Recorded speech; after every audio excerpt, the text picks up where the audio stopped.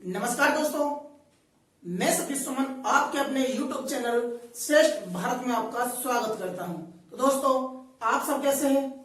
आशा करता हूं आप सभी अच्छे होंगे। दोस्तों, आज पढ़ेंगे हम संविधान की विकास यात्रा के जो कुछ महत्वपूर्ण एक्ट हैं वो पढ़ेंगे। तो आज पढ़ना है हमें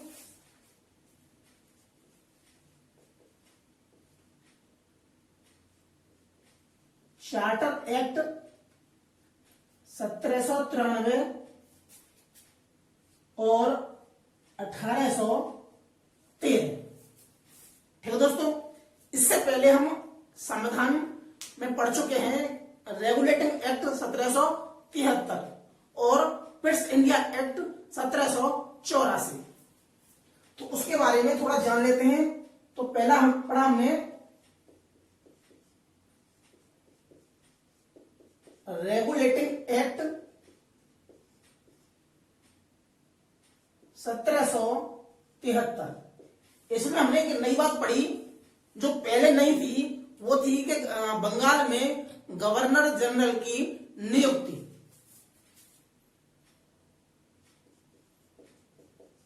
गवर्नर जनरल, ठीक है दोस्तों। दूसरी जो एक्ट आया वो था हमारा पिट्स इंडिया एक्ट।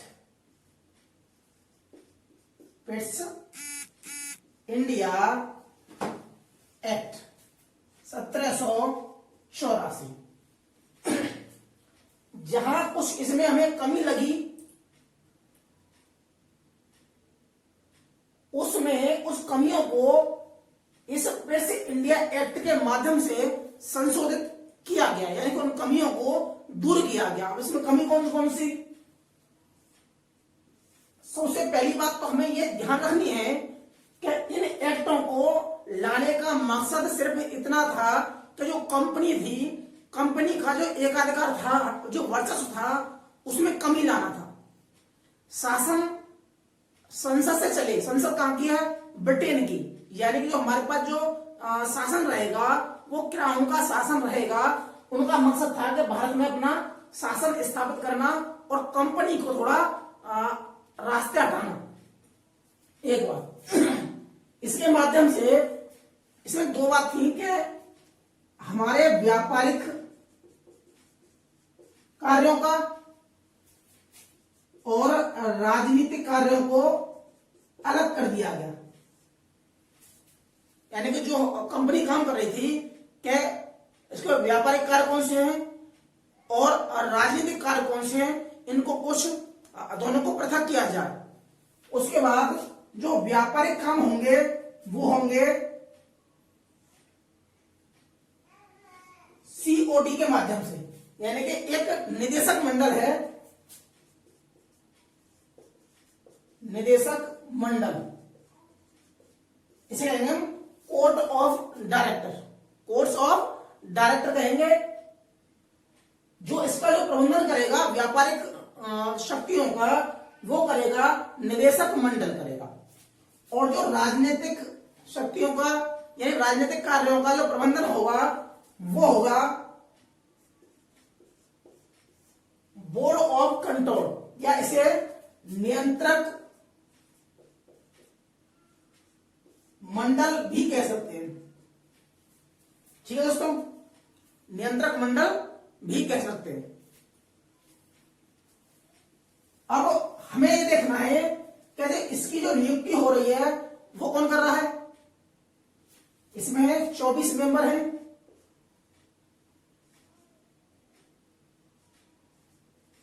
इन्हें गवर्नर जनरल और 23 अन्य मेंबर। इस बीओसी यानी कि बोर्ड ऑफ जो कंट्रोल है, यानी नियंत्रक मंडल है, इसकी जो नियुक्ति हो रही है वो कर रहा है जो ब्रिटेन में जो संसद बैठी है वो इसकी नियुक्ति कर रहा है। ठीक है, कौन कर रहा है? वो इसकी नियुक्ति कर रहा है ब्रिटेन की संसद। लेकिन जो इनको जो पैसा देगा निदेशक मंडल को, वो कंपनी देगी। अब इनको कौन पैसा देगा?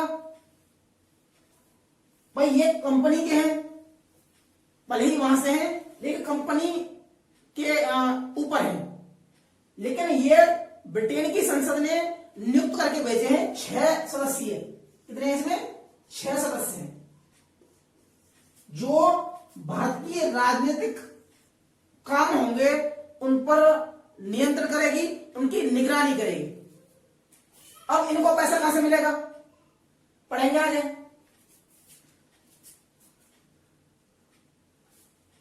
ये काम हो गया हमारा।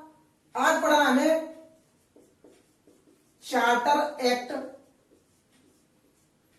1793।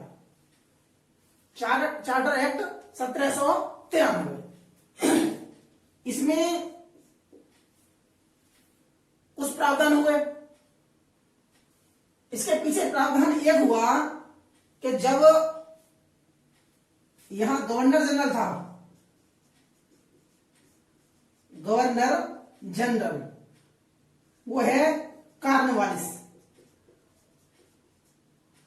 वो है कॉर्नवालिस। लेकिन यहां से पहले 1793 से पहले कॉर्नवालिस अमेरिका में एक सैन्य कमांडर के रूप में नियुक्त था। अब से पहले यानी गवर्नर जनरल बनने से पहले जो कॉर्नवालिस था वो अमेरिका में जो चीफ सैन्य कमांडर होता है उसके रूप में नियुक्त था। वहां से उसे मनाकर लाया गया। लेकिन वो यहां पर ऐसी शर्त पे आया कि जो आपके जो कानून है उसमें कुछ रद्दोबदल या फेरबदल करने पड़ेंगे। ये जो कानून है पुराने हो चुके हैं। उसकी बात मान ली गई तो उसमें एक ये काम किया कि गवर्नर जनरल और सैन्य कमांडर दोनों की शक्तियां एक में निहित होंगी। गवर्नर जनरल की शक्तियां और सैन्य कमांडर की शक्तियां दोनों में एक होंगी। ये इस काम में लाया गया। दूसरी चीज,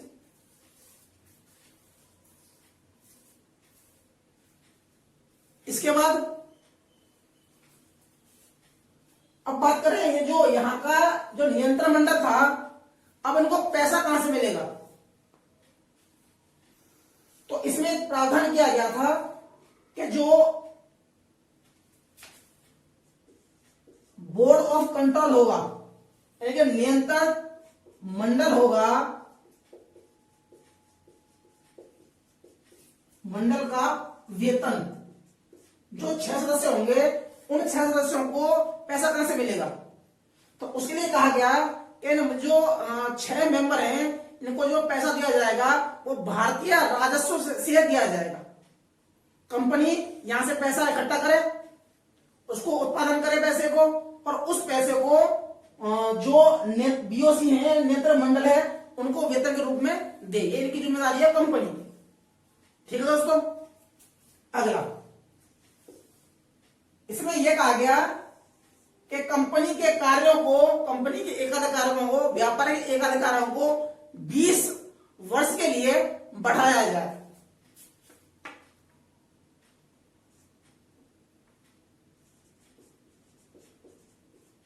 कार्यों को 20 वर्ष बढ़ाया जाए। ठीक है। ये आपके पहला है कि गवर्नर जनरल और सैन्य कमांडर एक होंगे। नियंत्रण मंडल का जो वेतन होगा वो भारतीय राजस्व से दिया जाएगा। जो कंपनी के कार्य होंगे उनको 20 वर्ष और बढ़ाया जाएगा। यानी कि अगर इसमें हम 20 वर्ष और जोड़ दें तो ये हो जाएगा 13, यानी 1813 तक इन्हें कार्य माने जाएंगे।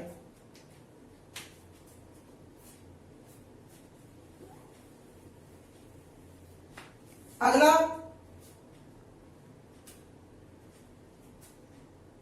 इसने एक चीज और कही कार्यवाही ने कि हमारे यहां जो गवर्नर जनरल होंगे वो बदलते रहेंगे। एक निश्चित तारीख में या निश्चित सालों के बाद गवर्नर जनरल की नियुक्ति बदलती रहेगी। लेकिन हमें ऐसा कानून बनाना चाहिए कि सारे गवर्नर जनरल उस कानून को फॉलो करें। इसके लिए क्या करना चाहिए कि उसके लिए जो कानून होने चाहिए वो लिखित में होने चाहिए। उसमें लिख दो लिखित कानून। अब तक जो कानून चल रहे थे वो ऐसे ही चल रहे थे, लिखित कानून होंगे। ये चौथा है, 5 जो भी हो पॉइंट होगा। अगला जो पॉइंट होगा, क्या गवर्नर जनरल को यह पावर दी गई कि अगर कहीं वो बाहर जाता है, बंगाल के क्षेत्र से या भारतीय क्षेत्र से बाहर, इस एक्ट के माध्यम से यह किया गया कि अगर गवर्नर जनरल अपनी अधिकार क्षेत्र से बाहर जाता है तो उसकी जो परिषद होगी उसमें से एक आदमी को, परिषद कितनी है, परिषद में होंगे अब 3, तो पहले में जो परिषद थी वो 4 थे, लेकिन G+4 गवर्नर जनरल और 4 मेंबर परिषद के रूप में, लेकिन यहां कर दिए गए 3, G+3, एक गवर्नर जनरल और 3 उसकी परिषद। अगर वो अपने अधिकार क्षेत्र से बाहर जाएगा तो इन परिषद में से एक आदमी चुन के जाएगा जो उसकी एब्सेंस में, जो उसकी अनुपस्थिति में गवर्नर जनरल की सारी शक्तियों का उपभोग करेगा। देख लेते हैं।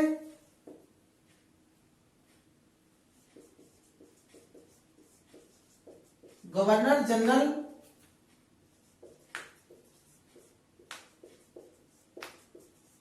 अनुपस्थिति में परिषद में से एक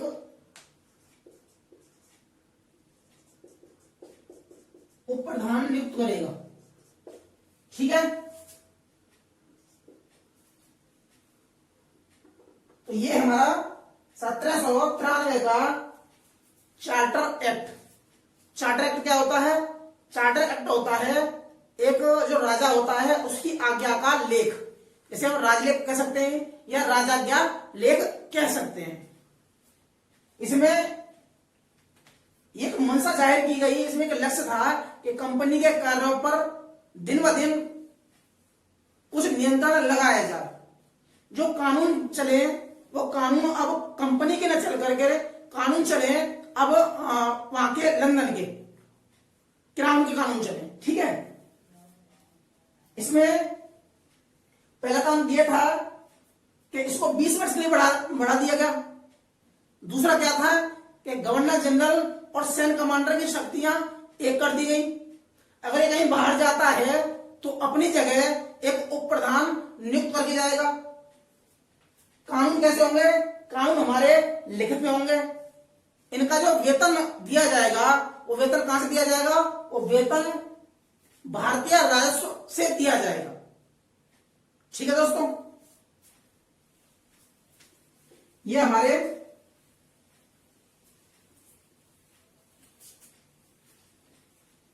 चार्टर एक्ट 1793। अब पढ़ेंगे हम 1813। जैसे कि हमने लिख चुके हैं या पूर्व में जानकारी दे चुके हैं कि चार्टर एक्ट 93 को हमने 20 साल के लिए बढ़ा दिया, यानी कि 20 इसमें ऐड कर देते हैं तो आपका हो जाएगा 1813 तक कंपनी कार्यों को कर दिया गया। पहले जो क्राउन ने कंपनी से राजनीतिक कार्यों को छीन लिया, अब यहां दोनों कार्यों को छीना जाएगा। ठीक है, इसमें भी जो प्रावधान हुआ, पहला प्रावधान यह हुआ कि 20 वर्षों के लिए और बढ़ा दिया।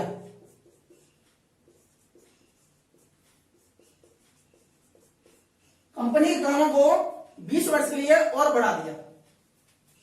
दूसरा है, पहले क्या था कि कंपनी के अंडर में सिर्फ व्यापारिक अधिकार बचा था, लेकिन अब यहां इस एक्ट के माध्यम से वो व्यापारिक अधिकार भी खत्म हो गया। खत्म क्यों हो गया? कि उसमें यूरोप में उसमें एक अर्थशास्त्री थे, नाम था उनका एडम स्मिथ, जिनको अर्थशास्त्र के जनक माने जाते हैं, इन्होंने एक सिद्धांत दिया कि व्यापार पर, किसी भी देश के व्यापार पर या किसी क्षेत्र के व्यापार पर किसी एक कंपनी का या किसी एक आदमी का एकाधिकार नहीं रहना चाहिए। एकाधिकार क्या मतलब है कि उसके अलावा उस क्षेत्र में कोई और आदमी या कोई और कंपनी व्यापार करने नहीं आएगी, तो इसे कहते हैं एकाधिकार या पेटेंट। तो उन्होंने कहा कि जो एकाधिकार का जो सिद्धांत है वो बिल्कुल गलत है, तो इसीलिए उनकी बातों को जायज मानते हुए इसमें दूसरा प्रावधान ये हुआ, कंपनी के व्यापारिक एकाधिकार को समाप्त कर दिया। ठीक है, कंपनी के व्यापारिक एकाधिकार को, व्यापारिक पेटेंट को समाप्त कर दिया गया। लेकिन इसमें लिखना है, लेकिन अब जो कंपनी कर रहे हैं, कंपनी के जो कोर्ट ऑफ डायरेक्टर हैं, निदेशक मंडल हैं, वही लोग संसद में बैठे हैं ब्रिटेन में। अब वो कैसे जाने देंगे भाई कंपनी पर जो एकाधिकार है वो खत्म कर दिया जाए? तो इसलिए उन्होंने एक बीच का रास्ता बनाया कि ठीक है, अगर आप व्यापारिक एकाधिकार हमारा खत्म कर रहे हो तो हमारा कुछ एकाधिकार कहीं का एक स्थापित कर दिया जाए। तो इसमें कर दिया गया, चीन और जो पूर्वी देश थे और चाय पर एकाधिकार, यानी कि सारे जो व्यापारिक एकाधिकार थे वो खत्म कर दिए गए, छोड़कर कि चीन होगा या जो पूर्वी देश होंगे एक आध दो, और चाय, यानी हम कह रहे चीन और चाय पर एकाधिकार कंपनी का रहेगा। तो ये क्या है, पर है, लेकिन है, कंपनी के एकाधिकार खत्म कर दिए गए, लेकिन चीन पर और चाय पर एकाधिकार रहेगा। अब व्यापार फैलेगा। अब जो उसमें ब्रिटेन में बैठे होंगे संसद के आदमी, अब यहाँ कोई भी आदमी, यूरोप का कोई भी आदमी या कोई भी कंपनी व्यापार कर सकती है। भाई इनका एकाधिकार पेटेंट खत्म हो गया।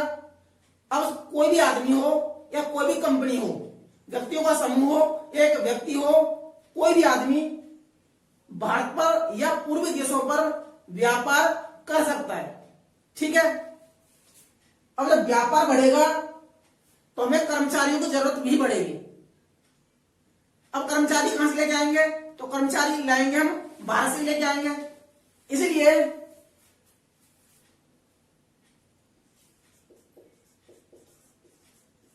भारतीय लोगों की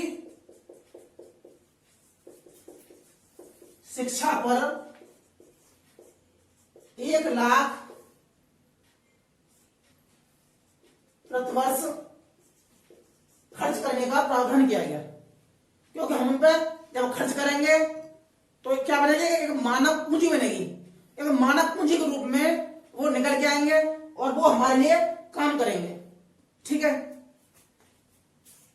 अगला प्रावधान क्या है कि ईसाइयों को, जो ईसाई धर्म के जो पादरी हैं, उनको भारत में ईसाई धर्म की जो प्रचार था उसे करने की छूट दी गई। तो उसमें लिखना है ईसाई धर्म के प्रचार की छूट। ठीक है, तो क्या है इसमें 20 वर्ष के लिए और बढ़ा दिया। अब तो है हमारा, अब होगा इसमें 1833 तक के लिए बढ़ा दिया। पहले बढ़ाया गया 93 में, तो 18 से 13 हो गया, फिर बढ़ाया 20 वर्ष के लिए, तो अब हो गया 1833 तक के लिए हो गया। दूसरा काम क्या है इसमें कि कंपनी के व्यापारिक अधिकार थे वो खत्म कर दिए। किसके सिद्धांत पर? जो यूरोप का अर्थशास्त्री था, फेमस अर्थशास्त्री नाम था एडम स्मिथ। उसके सिद्धांतों को जायज मानते हुए, उनकी बातों को सही मानते हुए कंपनी के व्यापारिक एकाधिकार को समाप्त कर दिया। लेकिन उनको कुछ कंपनी कुछ रियायत दी गई कि आप चीन के व्यापार पर या चाय के व्यापार पर आपका एकाधिकार बदस्तूर जारी रहेगा। भारतीय लोगों की शिक्षा पर 1 लाख खर्च के लिए सालाना के लिए एक प्रावधान किया गया और भारतीय शिक्षा यानी जो साहित्य था उनका दोबारा से सृजन किया गया, उनकी छपाई हुई। विज्ञान पर जोर दिया गया। अगला इसमें शिक्षा में लिखना है कि विज्ञान पर जोर दिया, विज्ञान और साहित्य पर जोर दिया गया।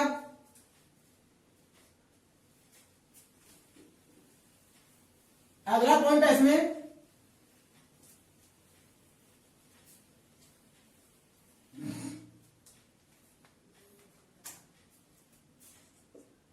जो बंबई के और मद्रास के गवर्नर होंगे, अगर वो कोई कानून बनाते हैं, कोई अगर कानून बनाते हैं तो कानून के लिए उन्हें परमिशन लेनी पड़ेगी क्राउन से। यानी कि वो अगर कोई कानून बनाते हैं तो परमिशन कहां से लेंगे? क्राउन से, या कहते हैं गवर्नर जनरल से, क्यों गवर्नर जनरल भी क्राउन ने यहां नियुक्त किया है।